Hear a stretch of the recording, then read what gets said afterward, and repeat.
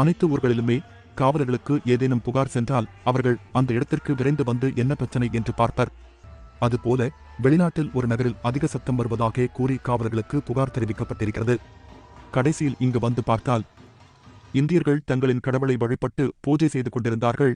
அங்கு பிரச்சனையை விசாரிக்க வந்த போலீசாரின் கையில் பூஜை தட்டை கொடுத்து ஆரத்தி எடுக்க வைத்திருக்கின்றனர். பின்னர் கையில் கோலை கொடுத்து ஆட வைத்திருக்கின்றனர். அந்த காவலர்களும் கூட்டத்துடன் கூட்டமாக சேர்ந்து கைதட்டி நடனமாடுகின்றனர். இதை வீடியோவாக எடுத்து யாரோ இணையத்தில் வைரலாக்கியிருக்கின்றனர். இப்போது வரை இந்த வீடியோ பல மில்லியன் வியூஸ்களை கடந்து 5 லட்சத்திற்கும் மேல் லைக்ஸ்களை தாண்டியிருக்கிறது. வீடியோவை பார்த்த இணையவாசிகள் தங்களின் கருத்துக்களை கமெண்ட் செக்ஷனில் பகிர்ந்திருக்கின்றனர்.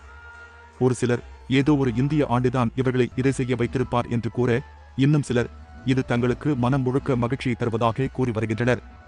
இன்னும் சிலர் இப்படித்தான் உண்மையாகவே ஒரு இந்திய பண்டிகையை கொண்டாட வேண்டும் என்று கூறி வருகின்றனர்.